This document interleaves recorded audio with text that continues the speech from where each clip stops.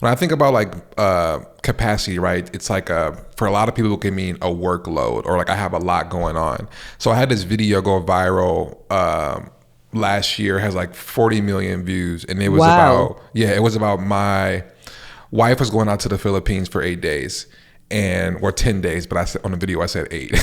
And I was like, I don't want any help from anybody. I want to do this by myself with my three daughters. I don't want to help. I don't want no help with logistics or anything, because my wife is always talking about this mental load that she carries. And I was like, I want to experience this to see what it is that she's talking about, and then I'm gonna talk about my findings at the end and see if this resonates with people.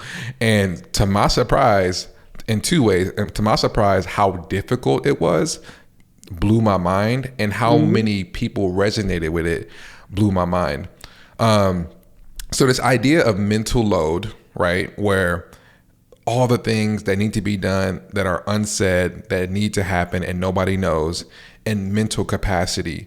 Would you say that these things are the same or are they different? They're the same.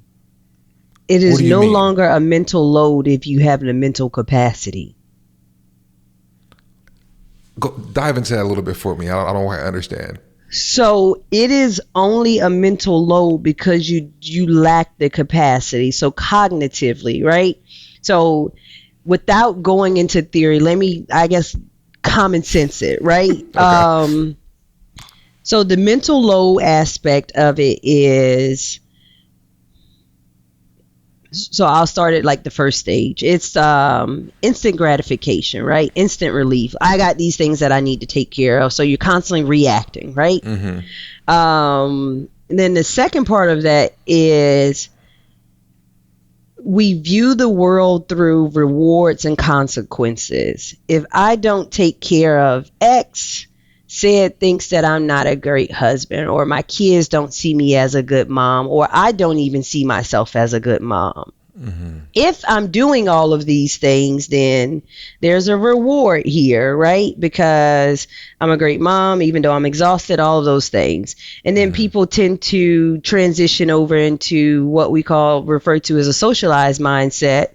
And it's more community thing. So women, for example, will fall into this trap, and we will victimize ourselves and say, as a woman, we do everything. It's a lot. It's a lot, even though at the core we may believe in accountability, we believe in being self-reliant, we believe in like growing, but because we have attached ourselves to this community now, the community could be adulting, the community could be woman, wife, mom, it could be any of Motherhood. those, motherhood, Mm-hmm. it could be any of Mm-hmm. those things. And when you fall victim into that community or that label, that's where the mental load is, because the mental load no longer stretches you anymore for you to figure out what your values are. So it's not that I am a good mom and I do all of these things because this is the life that I want my children to live. So I'm able to remove myself from victimization in the sense of, yeah, there are days that I'm tired. In fact, there are days that I'm exhausted, but I chose to have children. I chose to have three kids. I chose to Mm-hmm. get married. And I think that we want more, but we don't want what life will demand from us. And that's the victimization piece of it, because if you want more, life is going to ask for more Mm-hmm. from you. Yeah. So when I say Mm-hmm. the mental load and the mental capacity, they're the same. You only feel like you have a mental load because you lack the mental capacity.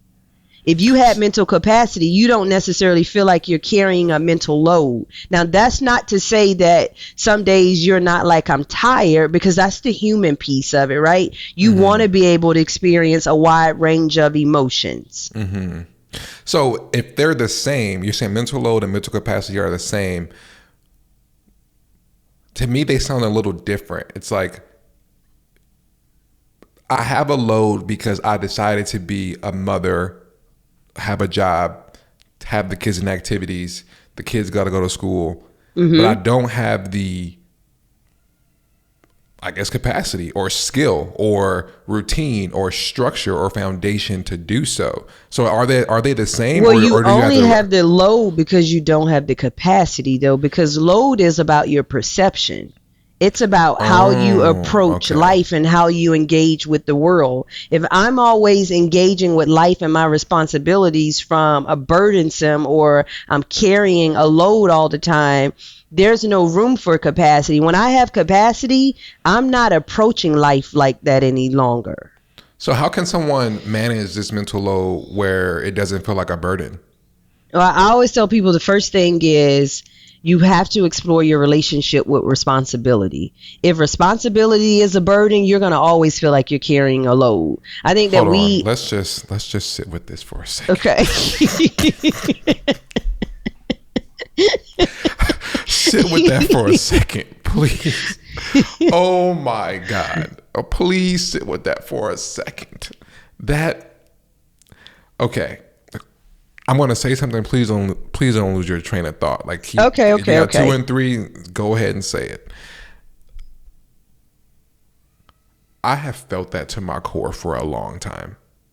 I am somebody, I can look in the mirror. I say, I signed up for this.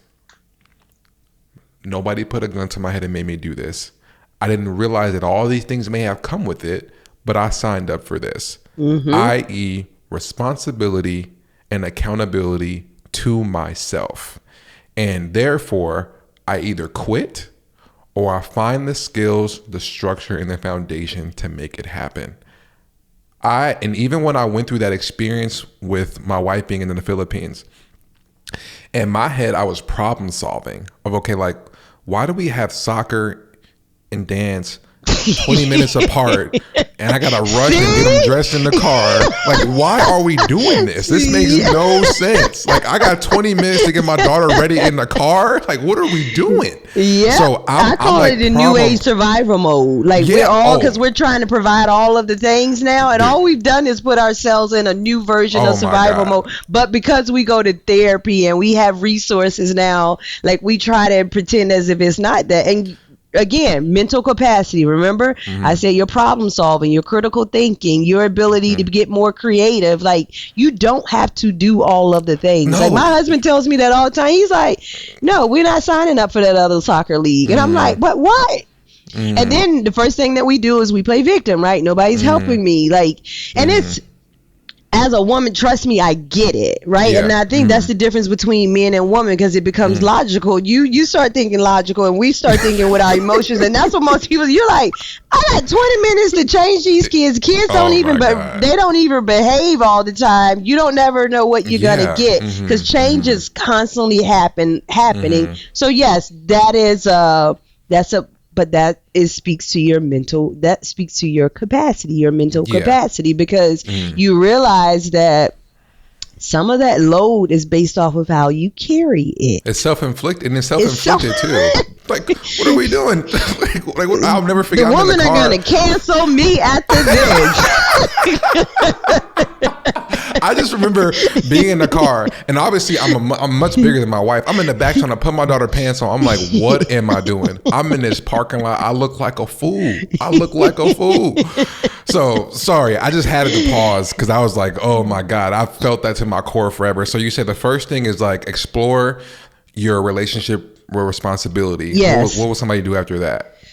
Once you've explored your relationship with responsibility, if you do not arrive at responsibility is a catalyst for growth, you need to explore a little bit more, because it's no longer about making a mindset shift. I'm not really big at, like, I want you to shift your mind, because if you're just shifting your mind, again, capacity is about who do you need to become. You need to be a person that, like, embraces, leans into responsibility, that understands that every time that I make a choice, I'm making a choice, and every time I don't make a choice, I'm making a choice.